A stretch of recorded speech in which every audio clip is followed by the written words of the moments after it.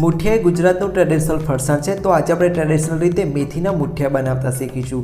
તો ફ્રેન્ડ્સ, મેં ઘણા બધા વ્યક્તિઓના મોઢે સાંભળેલું છે કે તેમના મેથીના મુઠિયા ઠંડા થયા પછી એકદમ ડ્રાય થઈ જતા હોય છે અને ખાતી વખતે ગળે ડચુરો વળતો હોય છે। જો તમારે પણ આવું થતું હોય તો તમે એકદમ પરફેક્ટ રેસીપી વિડીયો પર આવ્યા છો। મેં આ વિડીયોમાં એવી ટિપ્સ અને ટ્રિક્સ આપેલી છે જેનાથી તમારા મેથીના મુઠિયા ઠંડા થયા પછી પણ આટલા સોફ્ટ અને જાળીદાર જ રહેશે। તો ફ્રેન્ડ્સ, રેસીપીનું કોઈ સ્ટેપ મિસ ન થાય તેના માટે વિડીયોને સ્કીપ કર્યા વગર એન્ડ સુધી અવશ્યથી જોજો। રેસીપી પસંદ આવે તો એક લાઇક આપી તમારા ફેમિલી ફ્રેન્ડ સાથે ચોક્કસથી શેર કરજો। તો ચલો ફ્રેન્ડ્સ, મેથીના મુઠિયા બનાવવાનું શરૂ કરીએ।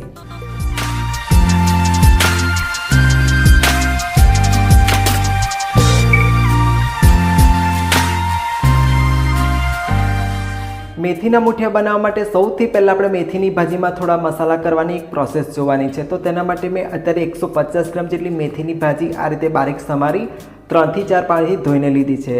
ગ્રામમાં તમે જુઓ તો 150 ગ્રામ જેટલી છે અને કપના માપથી જુઓ તો 2 કપ જેટલી છે, તેને બાઉલમાં એડ કરીશું। સાથે આપણે તેમાં 1 કપ જેટલા બારીક સમારેલા લીલા ધાણા ઉમેરીશું। હવે આપણે તેમાં દૂધી છીણીને ઉમેરવાની છે। તો તેના માટે મેં અત્યારે આ રીતે નાની સાઇઝનો એકદમ કૂણો હોય તેવો દૂધીનો ટુકડો લીધો છે, જેને આપણે આ રીતે એકદમ નાના છેદવાળા ગ્રેટરથી ગ્રેટ કરીને લઈશું। તો ફ્રેન્ડ્સ, હંમેશા તમારે આ રીતે તાજો જ એને ગ્રેટ કરીને લેવાનો। જો તમે અગાઉથી છોલીને ગ્રેટ કરીને લેશો તો ઓક્સિડાઇઝેશનના કારણે દૂધી કાળી પડી જતી હોય છે। તો આ રીતે છોલીને તમારે ડાયરેક્ટ તેને છીણીને લેવાનો। હવે દૂધીને આપણે આ રીતે છીણી લીધી છે। દૂધી ઉમેરવાથી આપણા જે મેથીના મુઠિયા છે એકદમ સોફ્ટ બનશે। હવે આપણે આગળની બધી પ્રોસેસ જોઈએ। તો તેના માટે આપણે તેમાં ઉમેરીશું 2 ટેબલસ્પૂન જેટલી આદુ મરચાં લસણની પેસ્ટ। જો આ સમયે તમે લસણ ના ખાતા હોય તો તમે એકલી આદુ મરચાંની પેસ્ટ લઈ શકો છો। અડધી ચમચી જેટલી હળદર લઈશું। 1/4 ટીસ્પૂન જેટલી હિંગ ઉમેરીશું। મુઠિયા પચવામાં હલકા બને તેના માટે આપણે ½ ટીસ્પૂન જેટલો અજમો ઉમેરીશું। મીઠું લઈશું આપણે સ્વાદ મુજબ। તો અત્યારે હું આ ભાજી અને લોટ બધાના ભાગનું અત્યારે જ મીઠું ઉમેરી દઉં છું। તો આપણે લગભગ 1/2 ટેબલસ્પૂન જેટલું મીઠું લીધું છે, એટલે કે સ્વાદ પ્રમાણે તમારે મીઠું લેવાનું। હવે આપણે તેમાં ઉમેરીશું 1 ટેબલસ્પૂન જેટલો લીંબુનો રસ। હવે લીંબુના રસની ખટાશને બેલેન્સ કરવા માટે આપણે 2 થી 3 ચમચી જેટલી દળેલી ખાંડ ઉમેરીશું। આ સમયે તમે સાદી જે ખાંડ આવે તે પણ લઈ શકો છો। તો ફ્રેન્ડ્સ, મેથીના મુઠિયા થોડા તીખા ખાટા મીઠા એવા ચડિયાતા મસાલાવાળા હશે તો ખાવાની ખૂબ મજા પડશે।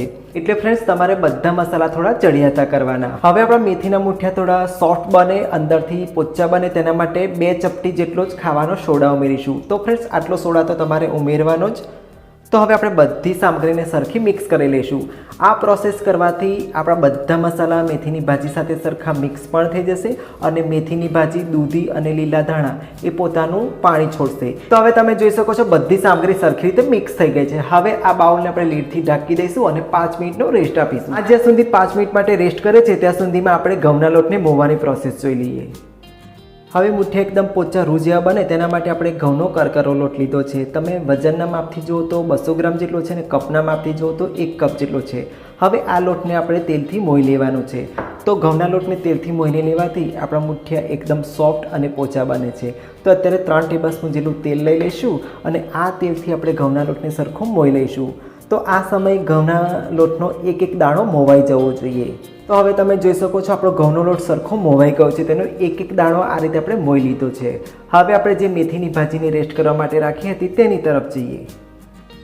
હવે 5 મિનિટ જેટલો સમય થઈ ગયો છે। આપણે લીડ હટાવીને જોઈએ તો તમે જોઈ શકો છો મેથીની ભાજી, દૂધી અને બધાએ થઈને આ રીતે પાણી છોડ્યું છે।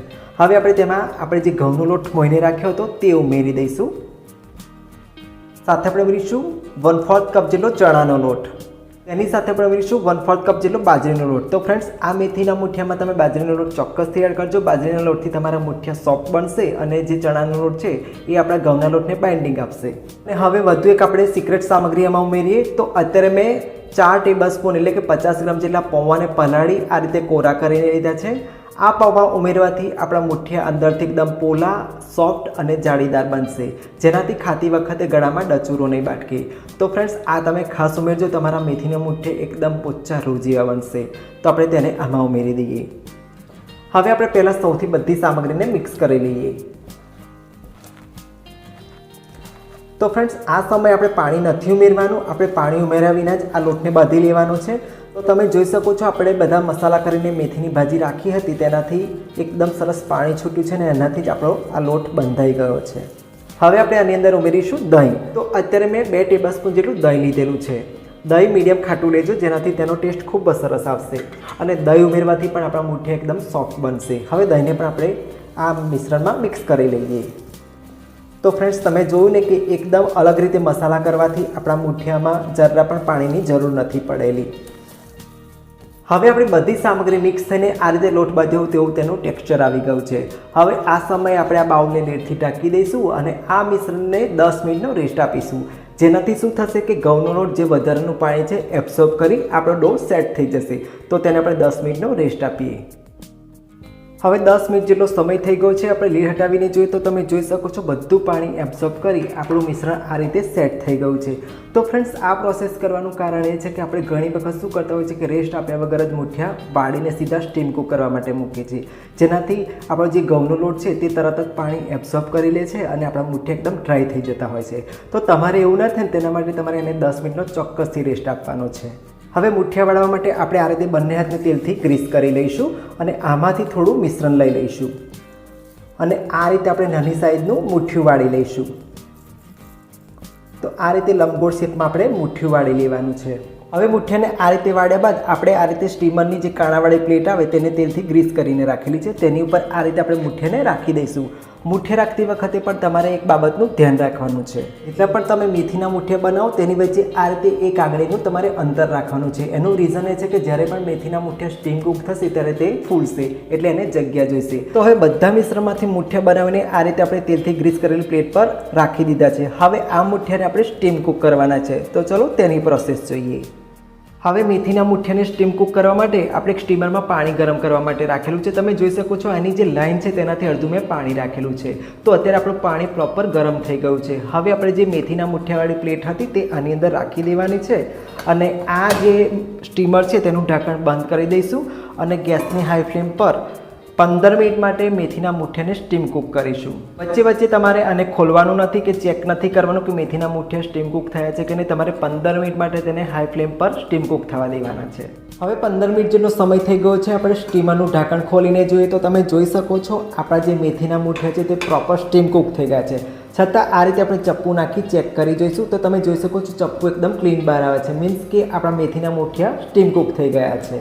હવે મેથીના મુઠિયા આ રીતે સરખા સ્ટીમ કુક થઈ જાય ત્યારબાદ આપણે ગેસની ફ્લેમ બંધ કરી દેવાની છે અને ફરીથી સ્ટીમરને ઢાંકીને વાખી દેવાનું છે અને એને રૂમ ટેમ્પરેચર પર આવે ત્યાં સુધી આ રીતે મુઠિયાને સ્ટીમરમાં જ ઠંડા થવા દઈશું. અહીંયા જ બધાની બહુ મોટી ભૂલ થતી હોય છે. આપણે શું કરતા હોઈએ છીએ કે સીધા સ્ટીમરમાંથી બહાર લઈ લેતા હોઈએ છીએ સ્ટીમ કુક થયા પછી અને સીધા હવાના સંપર્કમાં આવવાના કારણે ઉપરનું પડ એકદમ ડ્રાય થઈ જતું હોય છે અને ખાતી વખતે તેનો ડચરો વળતો હોય છે. તો ફ્રેન્ડ્સ, તમે પણ આ ટિપ્સને ખાસ ફોલો કરજો. સીધા તેને સ્ટીમ કુક થયા પછી બહાર નહીં લઈ લેતા એને સ્ટીમરમાં જ રૂમ ટેમ્પરેચર પર આવવા દેજો, જેનાથી તમારા મુઠિયા એકદમ સોફ્ટ રહેશે. તો હવે આપણે મુઠિયાને રૂમ ટેમ્પરેચર પર આવે તેટલા ઠંડા થવા દઈએ. તો હવે આપણું સ્ટીમર જે છે રૂમ ટેમ્પરેચર પર આવી ગયું છે. તમે જોઈ શકો છો તેમાંથી હલકી હલકી વરાળ ઉઠવાની શરૂ થાય છે. તો આ રીતે આપણે તેને સરખું રૂમ ટેમ્પરેચર પર આવવા દેવાનું છે.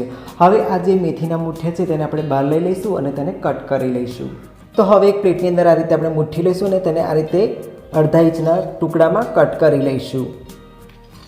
ફ્રેન્ડ્સ, તમે જોઈ શકો છો મુઠ્ઠિયું અંદરથી એકદમ મસ્ત પોચું અને એકદમ જાળીદાર થયું છે. તમે જોઈ શકો છો કે દબાવતાની સાથે એકદમ પોચું લાગે છે અને અંદરથી તમે જોઈ શકો છો મેં કહ્યું હતું એ પ્રમાણે પોલું જાળીદાર અને સોફ્ટ તૈયાર થયું છે. હવે આપણે બધા મેથીના મુઠિયાને આ રીતે કટ કરી લીધા છે. હવે આ કટ કરેલા મેથીના મુઠિયાને વઘારવાના છે. તો ચલો તેની પ્રોસેસ જોઈએ. હવે મુઠિયા વઘારવા માટે આપણે એક નોનસ્ટિક પેનની અંદર 3 ટેબલસ્પૂન જેટલું તેલ ઉમેરીશું અને તેલને સરખું ગરમ થવા દઈએ. હવે તેલ ગરમ થાય એટલે તેમાં 1 ટીસ્પૂન જેટલી રાઈ ઉમેરીશું અને રાઈને ચટકવા દઈશું. હવે રાઈ હવે તે ચટકી જાય ત્યારબાદ તેમાં 1 ટેબલસ્પૂન જેટલા સફેદ તલ ઉમેરીશું.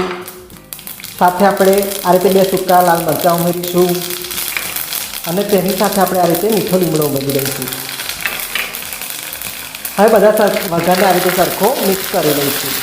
હવે આપણે તેમાં કટ કરેલા મુઠિયા ઉમેરીશું અને અત્યારે આપણે ગેસની ફ્લેમ મીડિયમ કરી દઈશું. હવે બધા મુઠિયાને આપણે આ રીતે વઘાર સાથે મિક્સ કરી લઈએ. તો ફ્રેન્ડ્સ, તમે જોઈ શકો છો એકદમ સ્વાદિષ્ટ, ટેસ્ટી અને પોચારું જેવા મેથીના મુઠિયા તૈયાર થઈ ગયા છે. આ રીતે વઘારીને ખાવાથી તેનો ટેસ્ટ ખૂબ જ સરસ લાગતો હોય છે. જે તલ અને રાઈનો નટી ફ્લેવર હોય છે આ મુઠિયાને વધુ ટેસ્ટી બનાવતો હોય છે. હવે આપણે આ રીતે મુઠિયાને વઘાર સાથે મિક્સ કરી લીધા છે. હવે આપણે ગેસની ફ્લેમ બંધ કરી દઈશું અને તૈયાર થયેલા મેથીના મૂઠિયાને સર્વ કરી દઈશું. તો ફ્રેન્ડ્સ, મેં મેથીના મૂઠિયાને અત્યારે ખજૂર આંબલીની ચટણી અને ગ્રીન ચટણી સાથે સર્વ કર્યા છે. આ સિવાય તમે આને ચા સાથે, મેથીયા મસાલા અને શીંગ તેલ સાથે સર્વ કરશો તો ખાવાની ખૂબ જ મજા પડશે. તો ફ્રેન્ડ્સ, તૈયાર છે મેથીના મૂઠિયા. આઈ હોપ કે મારી ટિપ્સ અને ટ્રિક્સ સાથેની આ રેસીપી તમને ખૂબ જ પસંદ આવી છે. જો રેસીપી પસંદ આવી તો એક લાઇક આપી દેજો અને કમેન્ટ કરવાનું નહીં ભૂલતા. સાથે તમારા ફેમિલી ફ્રેન્ડ્સ સાથે ચોક્કસથી આ રેસીપીને શેર કરજો. ચેનલ પર નવા આવ્યા તો ચેનલને સબસ્ક્રાઇબ કરી બાજુમાં આવતા બેલ આઇકનમાં ઓલ પ્રેસ કરવાનું નહીં ભૂલતા. ફરી મળીએ આવી એક નવી ઇન્ટરેસ્ટિંગ રેસીપી સાથે. ત્યાં સુધી આવજો.